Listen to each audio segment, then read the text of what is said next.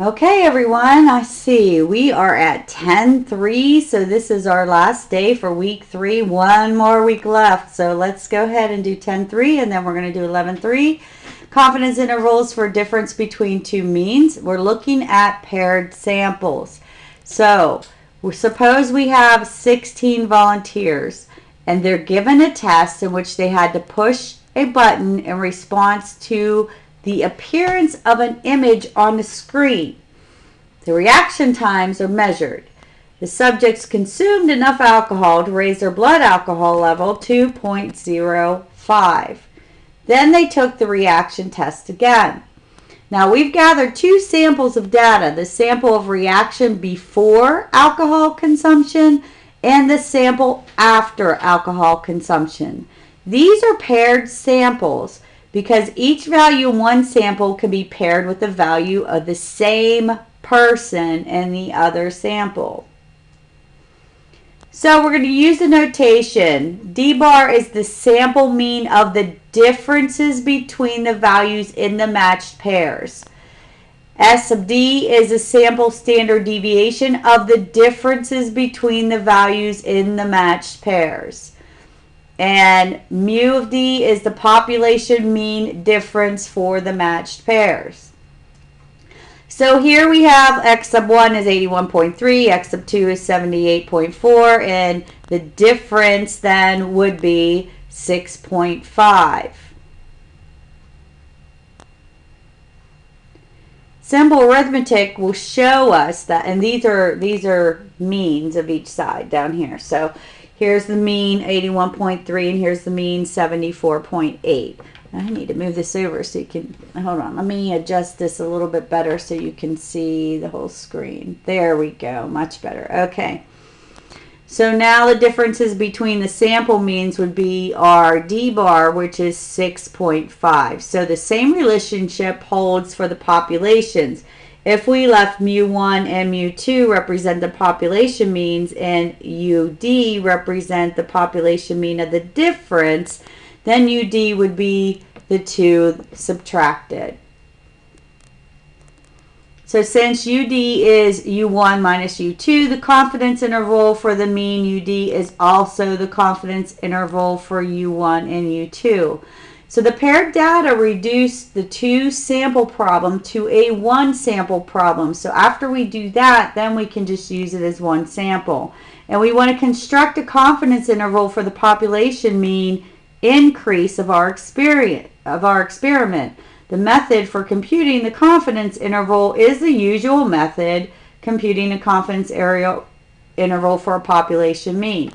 So you're going to take that difference here, mean, plus or minus, you have your t-test, alpha over 2, and your standard deviation divided by the square root of the number in your sample. So we have two paired random samples, and either of the sample sizes is large, greater than 30, or the difference between the matched pairs comes from a population that is normal.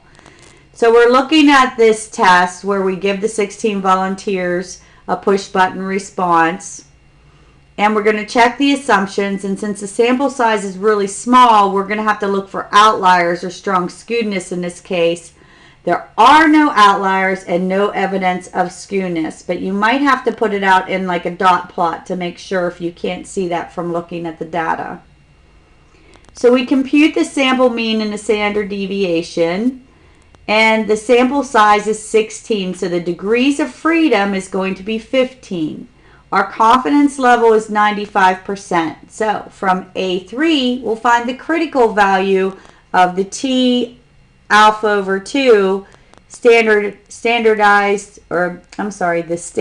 error would be S of D over the square root of n, and we have those values, so we're going to put in our number 16 and our standard deviation to get 2.48328. Now our margin of error is going to be that t value multiplied by that, so we get 5.292. So the confidence interval is going to be that 6.5 plus or minus the 5.292. So as we add and subtract it, we're going to find out that our difference population mean will be 1.2 to 11.8. So we can say we're 95% confident that the mean is between 1.2 and 11.8. And since the confidence interval does not include 0, all the values in the confidence interval are positive, we can be fairly certain that the mean reaction time is greater when the blood alcohol content is at 0.05%. So matched pairs usually have a smaller margin of error than the margin of error for two independent samples. And to see this, we're going to compute the standard deviations for the reaction time in the previous example, but we're going to look at each one separately. So we have our standard deviation of 1 and our standard deviation of column 2. So when we're taking a look at that, we will end up getting 8.9. So the standard error for the matched pairs was only 2.48, and that's much smaller value than in the margin of error. So why is that? Well, you're only looking at the difference in the first part. So what you should know are the assumptions for confidence interval using the matched pairs, how to construct confidence intervals with matched samples. And that was a pretty quick section, so the next one we're going to do is 11.3, and then we will be done with our videos for week 3.